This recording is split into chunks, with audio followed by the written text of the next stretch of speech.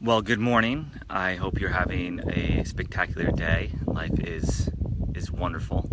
Um, I wanted to share with you guys ways that I handle things that are unexpected, and that I try to handle it this way, and it doesn't always go this way. But when I do, without fail, what I am looking to accomplish ends up not only happening, but even greater things end up happening. Because when we're on a path and we think we know what's going on, and then also we get a surprise, it knocks us completely out of our element often.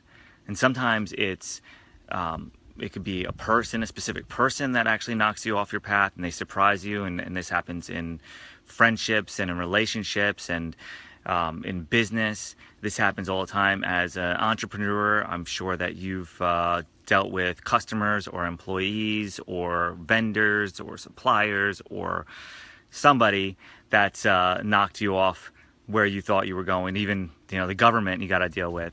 And on a personal level, this happens to us all the time when we're dating somebody and they say something or do something that you never would have expected them to do.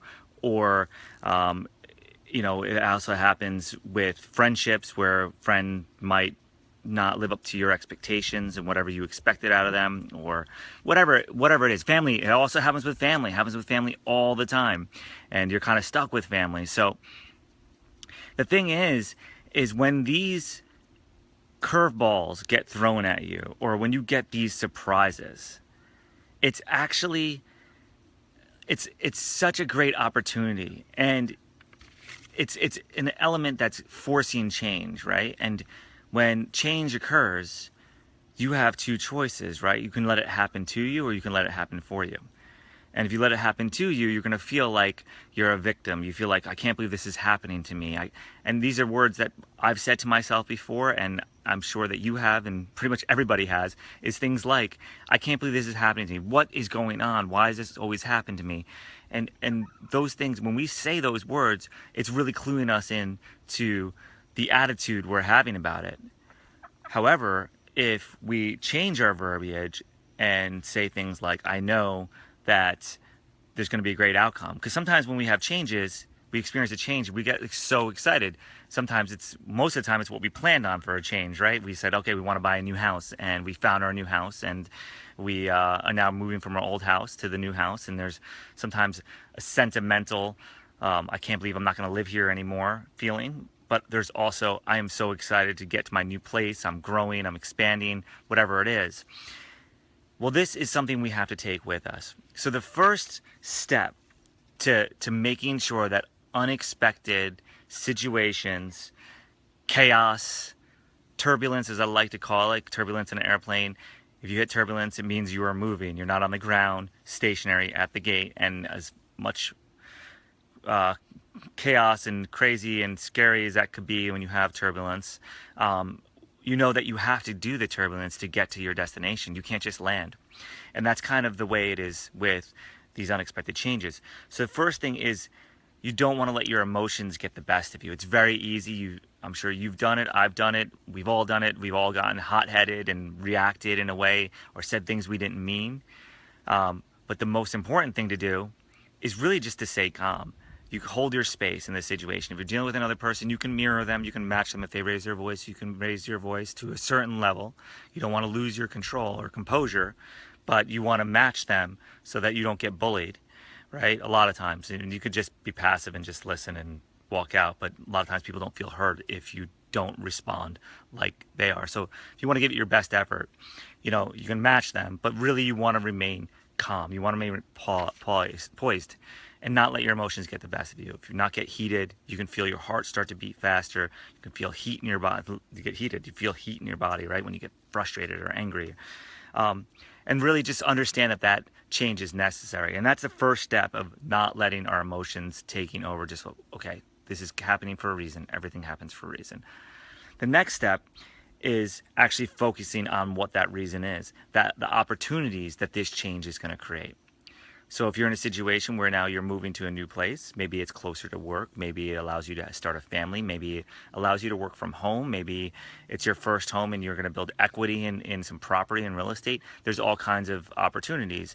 Well, that also happens in our relationships. If we're dating or married or whatever, and for some reason that ends, that does give you opportunities. It can be super painful, but it gives you an opportunity to start fresh and start with a clean slate and find the person, make the changes in yourself, and find the person that is a better match for you. And it gives an opportunity for that person that you're breaking up with to do the same thing, right? So you don't have to have any animosity about it. Everybody's just searching for happiness. So it gives you an opportunity to make your adjustments. And the same thing with friends and family. If you guys get into a blowout, it gives you an opportunity to reflect on what exactly happened and handle the situation in the future better. Or you could just play the victim card and I can't believe this is happening to you, and nothing changes, and you will probably experience that again and again. So one of the things I talk about all the time is how in every single adversity, there is an opportunity, right? And the reality is the bigger that adversity is, the bigger the opportunity that you actually end up having. And if you think about that, that's when you realize that the craziest changes where things seem like they're really falling apart or the sky is collapsing, well, that's great. That's like good news. And it's really counterintuitive from how we've been trained to look at it that way. But when the sky is falling and things are changing and it seems like the biggest chaos, well, that allows you to make a bigger change. It allows you to grow more. It allows you to bring something new into your awareness that you would have missed 100 times over. And it actually forces you. It doesn't just allow you. Like, you don't have a choice. Either you can go down in flames with the pain of that adversity, or you can go into the opportunity mode and say, okay, I am going to make the best of the situation. Step 3. Well, let me really focus on the fact that there is total opportunity in every adversity. And the bigger this problem is that I'm having, we label it as a problem, is actually the biggest opportunity for growth. Step 3, don't get caught up in the gossip. So a lot of times what happens is either the other party that's in this change process with you, or the other business, or whoever else is involved, sometimes those people go into gossip mode and they'll totally try to bring you down. And they'll talk to other people about you and tell their side of the story, and it may or may not be true. But the reality is, by even reacting to it, gives that gossip more power. And it will take you off your path, because by reacting to the gossip isn't really doing anything. It's just adding fuel to the flames, because it becomes a he said, she said thing usually. So if you're reacting on the gossip, you're not actually focusing on the possibilities. And then you end up getting sucked into the pain of the change rather than the growth aspect. So what you really want to do is enlist others who support you, who see the vision, who want to be part of whatever it is, whoever you are, people that really actually like you for who you are. If it's in a relationship, like, sometimes you don't need to change. Sometimes, maybe you want to grow a little bit and get a little better in one area or not. But a lot of times what ends up happening is you have people around you that love you, and then you have one person that's telling you that you're crap. And if you give that person power over you and believe it, then you're going to go down in flames. But if you enlist other people that actually do support you and listen to what they have to say, and they might give you some construction criticism on how you can handle things better, and that's great. But you find the ones that seek opportunities, and then all you have to do is support them in making those opportunities come to fruition. And if you help them with their lives and what opportunities there are that are important for them, it will serve you. It will come back to you because you're doing service for them. So maybe them helping you out, or maybe somebody completely different that you never even knew about before comes into your opportunity. It's the wheel of karma, right? So find people that are focusing on opportunities that support you, and support them as much as you possibly can. Now, the next step, the 5th step here, is actually just taking action.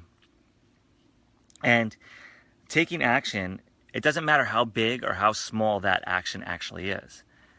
It can be something, just like picking up the phone and making a phone call. That's a very small action, very simple thing to do.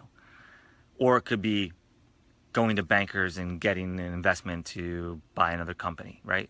or it could be refinancing debt that you already have, or it could be something that's significantly more different, where you have to hire new employees and you have to find the right person. You want to make sure it's going to be the right person. That's a little bit longer. Or you're in a relationship and you have to find that new individual. So that's a bigger action to take, but you can take a lot of small steps to make that happen. And usually it just starts with a single phone call or an email. And phone calls always you can get a lot more done if you get somebody on the phone. So take the action on every single inspired thought that you have. So when your mind says, do this, or your heart says, why don't you try this? Take action on it. And the action, again, it might be a small action, but write down what the inspired thought is, inspired idea is, and take one action towards meeting it. It's really, really simple if you do this, and the outcome becomes amazing. So think about your gut feelings and give actual credence to them, because they are going to be what drive the right actions for you to take. And it's so helpful when you do this. Things happen real quick.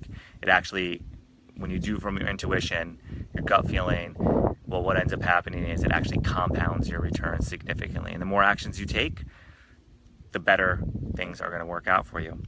And then a bonus. Your bonus right now is really just remembering what's important to you. So if you remember what's important to you, you can actually understand that that's the desired outcome. That's what you want to happen.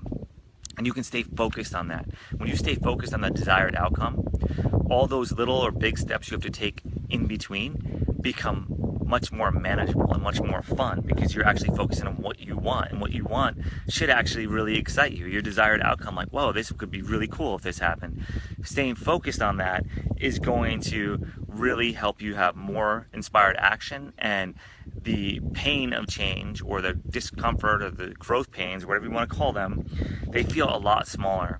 And the growth that you will have from this is totally and completely exponential. So those are my 5 keys to how I handle the unexpected. And when I do this, and I stay true to this, and it does take effort, it does take energy to control your thoughts and control your emotions and make sure you're not reactive, and it takes energy to stay focused so that you can actually have that intuition and take the actions, but it's well worth it. So just a quick summary for you guys here. 5 keys are: 1, don't let emotion take over. Control your emotions. 2, focus on the opportunities that are created by this adversity, no matter how small they are. If you can notice one small one, if you can notice one small opportunity, you can notice a second one, and a third one, and a fourth one. So if it's a breakup, just be excited that you get the bathroom back, or you get the whole bed to yourself, or whatever one small thing you can find is, there's that opportunity, and that's the good thing that comes out of it. So just find one, and you will find several more. And that's just, use a breakup as an example for you, because we've all been there. 3, don't react to the gossip. So when people are getting into it and doing the he said, she said, you know what? Just steer clear. If you have some people close in your circle that you want to get some constructive criticism from, or it's a customer that's really getting affected, feel free to give your side of the story, but don't get emotional about it. Just say, listen, I don't know. I'm sure they have their reasons for their experience that they have, but at the end of the day, this is what I see has happened, and I'm just doing my best to make the best of the situation, and I wish them well. And wish them well. Be genuine and wish them well, because they definitely need the compassion if they're gossiping. 4, enlist others. So 4, just find that person or people that will support you and help them, and they will help you. And 5, take action, no matter how small it is. Listen to your gut and take little actions. And bonus is just focus on that outcome. All right, well, I hope this was helpful. If you found it helpful, please share it, pass it along. This has allowed me to turn bad situations to amazing ones. I am actually practicing it right now, with some chaos going in my life, which made me realize, oh, I gotta stick to my plan, and I should share it with everybody, because it works. It gets me to my desired outcome. And the way I like to structure things is make as many people win as possible, and then move forward. So have a great day. Hope you share, hope you enjoy, hope you try it out. Let me know how it works, and thanks for tuning in.